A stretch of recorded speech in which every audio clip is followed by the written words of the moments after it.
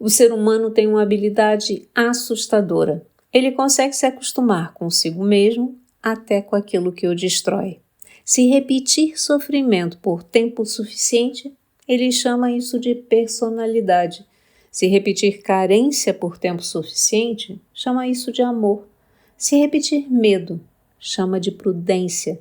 E se repetir autossabotagem, chama isso de destino. E talvez seja assim que a consciência adormece, não de forma dramática, mas lentamente, silenciosamente através dessa repetição. Porque chega um momento em que a pessoa já não vive mais, apenas repete a si mesma, ou pelo menos aquilo que acredita dela.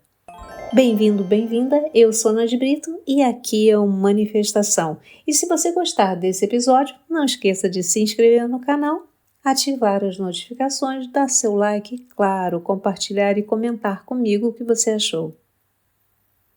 Esses dias eu estava pensando numa coisa. Talvez uma das forças mais perigosas da vida seja a repetição. Porque chega uma hora em que a gente já não vive mais. A gente repete. Repete pensamentos, emoções, irritações, repete formas de sofrer, medos, relações destrutivas, repete a mesma sensação de abandono com pessoas diferentes. E depois de muitos anos, começa a chamar isso de personalidade. E isso me fez pensar profundamente sobre hábitos, porque normalmente quando falamos de hábitos pensamos em coisas superficiais. Acordar cedo, fazer exercício, beber água, ler mais livros, mas os hábitos mais poderosos da nossa vida não são físicos, são internos, são hábitos emocionais, mentais, psicológicos, a forma automática como reagimos diante da vida. Você chega em casa cansado, alguém fala algo pequenininho e você reage de forma desproporcional. Depois se justifica. Eu só estou estressado. Mas talvez aquilo não tenha nascido naquele momento. Talvez seja um padrão antigo pedindo alimento outra vez. E isso é perigoso, porque o hábito transforma a consciência em automatismo. No começo você escolhe, depois você repete, depois você já não percebe. Então aquilo começa a conduzir você. É exatamente como fala James Clear em Hábitos Atômicos. Pequenos comportamentos repetidos moldam identidade. Não é o que fazemos uma vez que nos transforma, é aquilo que repetimos constantemente. Cada repetição fortalece um caminho interno. Cada hábito é um voto silencioso na pessoa que estamos nos tornando. E talvez uma das perguntas mais importantes da vida seja: quem está vivendo a minha vida? Sou eu ou são os meus automatismos? Porque talvez o mais perigoso dos automatismos seja aquele que já não percebemos, aquele que deixou de parecer um padrão e começou a parecer quem eu sou. E talvez seja exatamente aqui que começa aquilo que tantas pessoas chamam de reforma íntima. Não como uma performance de virtude, não como uma tentativa de parecer evoluído, mas como a coragem de olhar para os próprios condicionamentos antes de continuar chamando eles de identidade. A verdade é que eu sinto que muitas vezes olhamos para essa ideia apenas pelos efeitos externos, como se transformação interior fosse uma estética de comportamento. Falar manso, consumir boa literatura, fazer caridade, parecer emocionalmente equilibrado diante das pessoas.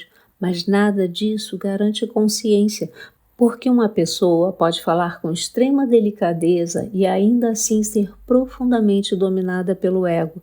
Pode ajudar todo mundo e continuar emocionalmente dependendo da aprovação que recebe. Pode consumir espiritualidade durante anos, sem nunca ter olhado honestamente para si mesma.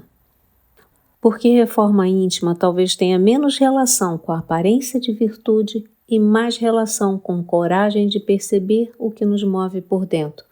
A motivação escondida, o apego escondido, o medo escondido, o desejo de controle, a necessidade de validação, a vaidade silenciosa que às vezes consegue até se disfarçar de bondade, porque consciência não é parecer evoluído. Consciência é conseguir perceber a própria inconsciência acontecendo em tempo real. É perceber por que eu fico irritado quando sou contrariado. Porque eu preciso controlar pessoas e situações. Porque eu me incomodo quando alguém sai da imagem que eu criei dela. Porque eu preciso tanto de aprovação. Porque eu me comparo. Porque eu invejo. Porque eu julgo.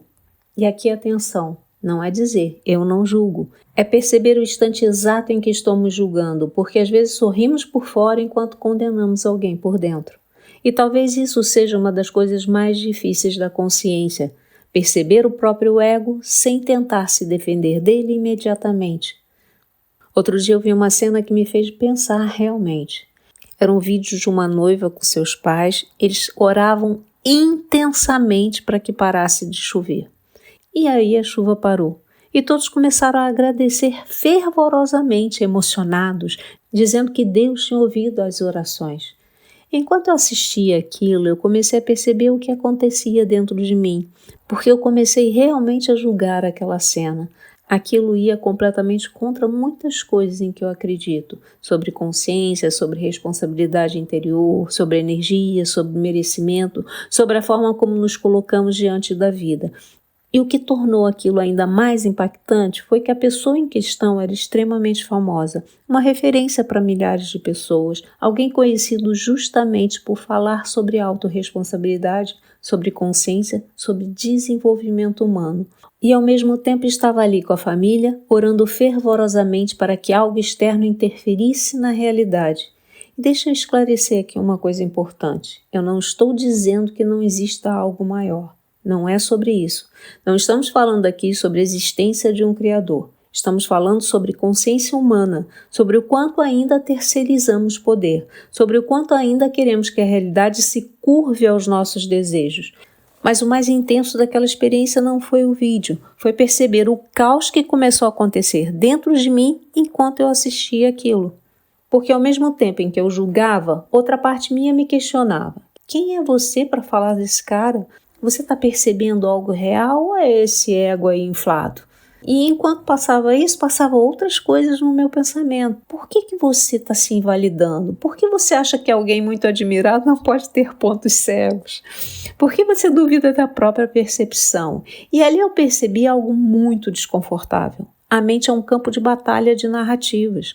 São crenças, medos, vaidades, inseguranças, necessidade de pertencimento, necessidade de superioridade, tudo acontecendo ao mesmo tempo.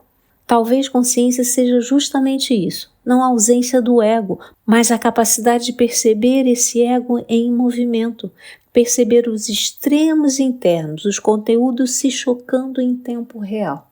Porque aquele vídeo tocou em muitos pontos de vista que eu carrego. Alguns que considero mais desenvolvidos pelo meu trabalho com autoconhecimento e desenvolvimento humano, mas também tocou em partes muito arrogantes minhas e tocou nas partes de inadequação, de invalidação. E sim, eu percebi algo importante. O ego é extremamente sofisticado. Ele consegue se esconder até dentro da consciência, até dentro da espiritualidade, até dentro da ideia de lucidez.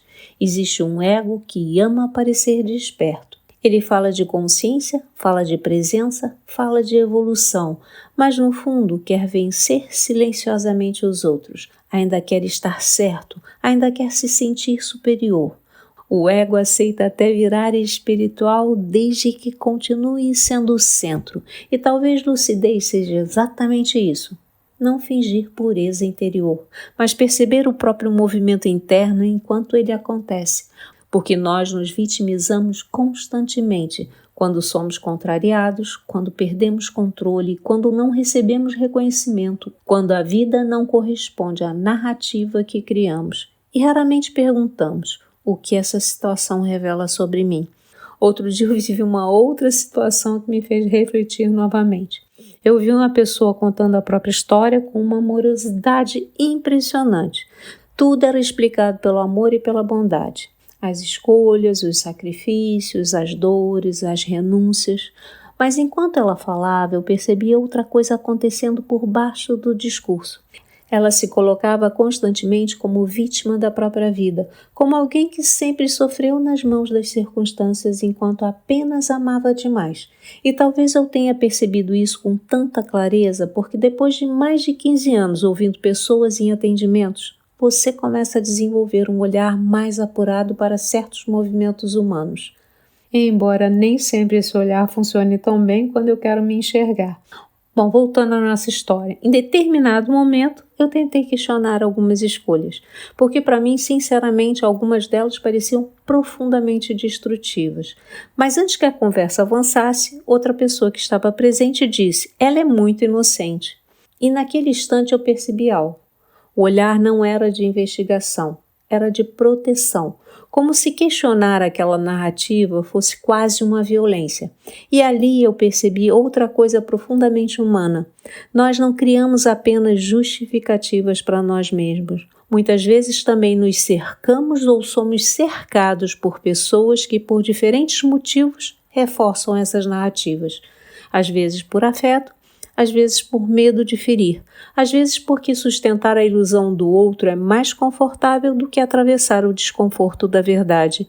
E sem perceber, essas validações vão fortalecendo identidades inconscientes, vão consolidando personagens internos, vão transformando padrões emocionais em verdades aparentemente intocáveis. E assim eu desisti de querer trazer mais luz ao assunto, porque percebi que às vezes a bondade também pode virar identidade. E quando isso acontece, qualquer tentativa de trazer consciência é sentida como condenação, porque a pessoa já não está mais defendendo escolhas, está defendendo a imagem que construiu sobre si mesmo. Isso é muito delicado, porque alguém pode passar a vida inteira acreditando que age apenas por amor e bondade, sem nunca perceber o quanto medo, carência, necessidade de pertencimento ou mesmo incapacidade de ficar só também estavam conduzindo suas decisões.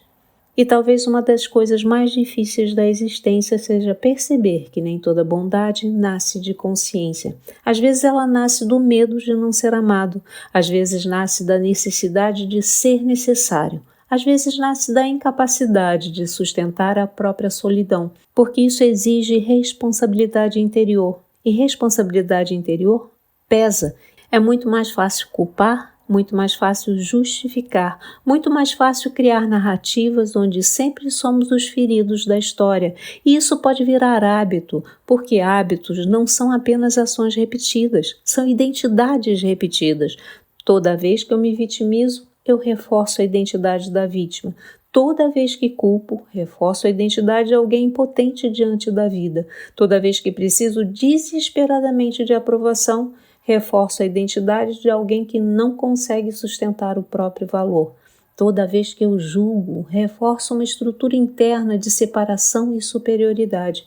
O hábito vai cavando trilhos internos. E depois de anos aquilo já não parece um hábito, parece eu. E esse é um dos maiores perigos, porque começamos a chamar condicionamento de personalidade, automatismo de identidade, repetição de essência. Mas não é. São caminhos internos fortalecidos pela repetição. E o cérebro ama a repetição, porque a repetição economiza energia. O problema é que aquilo que economiza energia muitas vezes adormece a consciência. E aí paramos de observar.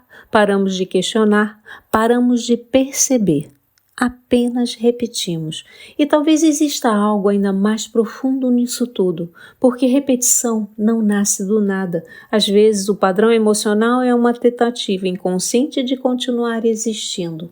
O trauma repete, o ego repete, a mente repete, a criança ferida repete. Como se dentro de nós existisse algo tentando finalmente resolver aquilo que nunca foi integrado. E talvez seja por isso que mudar assusta tanto, porque abandonar certos padrões parece uma morte. Se eu abandono minha vitimização, quem sou eu sem ela? Se eu abandono minha necessidade de aprovação, onde encontro o valor? Se abandono meu personagem espiritual, o que sobra? Eu penso muito sobre merecimento e, sinceramente, eu não vejo merecimento como prêmio, eu vejo merecimento como alinhamento. A vida responde ao nível de consciência que estamos. Quando existe alinhamento interior, certas consequências tornam-se naturais. Mas esse alinhamento não nasce de palavras bonitas, não nasce de aparência espiritual, não nasce de discurso, não nasce de orações fervorosas. Nasce da transformação silenciosa dos hábitos interiores, da maneira como pensamos, da maneira como reagimos, da maneira como tratamos os outros, da maneira como olhamos para nós mesmos. E talvez o início real da transformação seja um instante muito simples, o instante em que conseguimos nos observar sem desculpas, sem justificar, sem maquiar, sem terceirizar culpa, apenas observar, com total honestidade, porque talvez a tragédia da vida não seja sofrer, talvez seja passar décadas sem perceber quem dentro de nós está conduzindo esse sofrimento, porque aquilo que não é observado se repete, e aquilo que se repete por tempo suficiente começa a ser chamado identidade. Então talvez a pergunta não seja como eu mudo minha vida, talvez a pergunta seja o que em mim continua precisando permanecer igual. Porque às vezes o nosso maior apego não é a felicidade, é a familiaridade. E existem prisões emocionais que se tornam tão antigas que começam a parecer o seu lar. Então talvez a pergunta mais importante seja: os meus hábitos estão expandindo a minha consciência ou estão apenas repetindo versões inconscientes de mim mesmo? Isso é uma manifestação. Até o nosso próximo episódio.